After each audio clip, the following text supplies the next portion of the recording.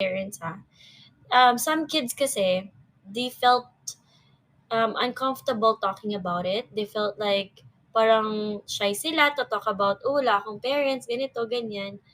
Actually, I felt the same thing before, but hindi na ngayon. Of course, kasi I get older na, and the realization is there that you shouldn't hide your story to everyone kasi it might inspire other people as well. So, I'm actually okay talking about my biological and my adoptive parents. So, yung mom ko is actually, she died after I was born. So, the day after I was born, my biological mom died. Tapos, yung father ko naman, so I was taken care of by my dad, my papa. My dad and my dad, which is my lolo. I called my lolo at lolo dad and mom, and called my papa papa. So I was taken care of by my papa. And after 9 years of me, so when I was 9 years old, he also died from a terrible illness. So ayun, so I became an orphan, but I really don't consider as an orphan. But it's called orphan, you know?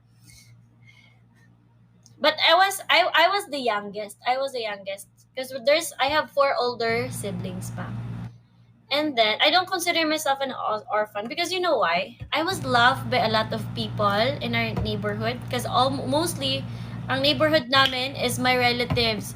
Are you guys like that ba? Like mostly yung sa bahay nyo, like sa lugar ninyo, puro mga relatives nyo lang.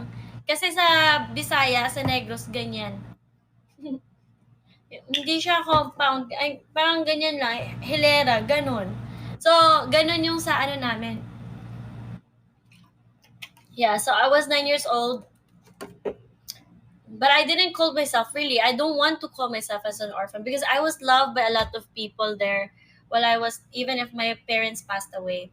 And then, but by the time now my papa passed away, my papa's younger sister, which is my mom right now, wanted to adopt me. Pero nandun ng time na yun, nandun na yung lola ko, nandun yung tita ko pa tawag sa kanya noon eh. Sa US na sila naka-base. Yung lola at tita ko. At saka yung naging husband niya. So, she told me that they will adopt me and all that. It's supposed to be me and my older brother and me. Pero hindi na kinaya nung edad ng kuya ko. So, ako na yung nakuha niya. So, pero nag-high school ako dito. I finished high school here in Pinas. I also went to college here pa nga at the age of 15. At the age of 15, I went to college here for 6 months. I took I took management and marketing, business administration and marketing for 6 months. And then after that, I flew not to the US. And since then, I lived there. So I lived for 10 years na in the USA. In the USA. That's why when I came here for PBB, after PBB, parang I don't wanna go back because right now I'm actually I miss the Philippines, living in the Philippines. Iba pa rin talaga pag nakatira ka sa Pilipinas. Kung alam niyo lang, if you are from abroad, you know how I felt. You know how I feel. Sometimes, parang, you know what, sa abroad? If you are from here, you know, sometimes people think that, oh, you're living a good life. Yung parang wala, parang ang saya-saya mo lang parate pag nasa US ka, nasa ano ka. Pero that's not true, everyone. That's not true. Because me, personally, my, my ano doon is, my lifestyle there is work, school, come back home, school, work, come back home. Ganon, that's my lifestyle there. And then I rarely hang out with friends because my friends is also like me, who's also studying, who's also working, being a nursing assistant, like that, being working in a hospital, same thing as I do. So ayun, we rarely hang out. So I'm sure sa mga OFW ganun din. So it's not easy. That's why nung nandito ako sa Pinas, I really wanted to stay here for a little while and see what they can offer me sa management, ganun. Yes, you may ask, Yeah, iba pa rin talaga pag nasa Pilipinas ka. Especially if you were born and raised here. Parang pag bumalik ka, mamimiss mo talaga eh. Parang, I don't wanna go back. But for me naman, I have to go back. Kasi I also have my life there in the US. I have a patients who are waiting for me because I told them before PBB, I told them I'll be right back after 3 months or 4 months. But it's been more than that na. So, yeah. So, ayun. That's basically my life story. But you are now a celebrity and famous na mas malaki na yung reach mo at kita mo kaysa sa US, no? Actually not. To be honest with you, my parents told me, ganito yun, my parents told me about it. Are you sure about it? Are you sure about me going to the Philippines? Because parang mag-iiba na yung lifestyle ko.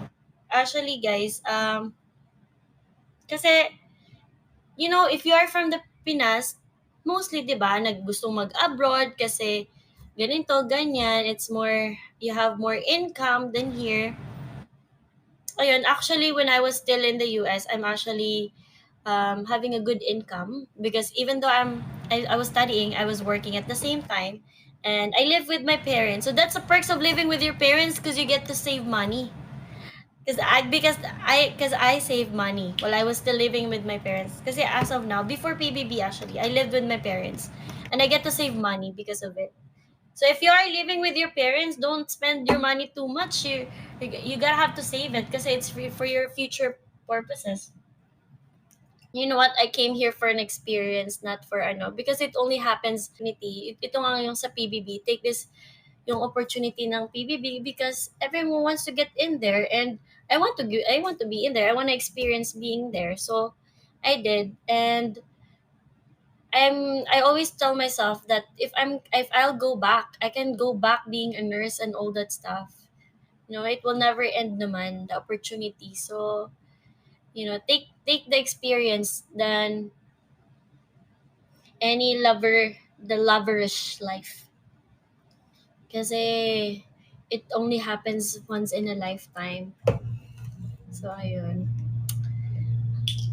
Any question? I hope I get to answer your questions, whoever asked that, because it's my ano. The things that I've been said is the things that I really experience, and it's my own ano naman, own experience. So, ayun. Hello sa ating mga bagong salta. Fritz, hi Fritz.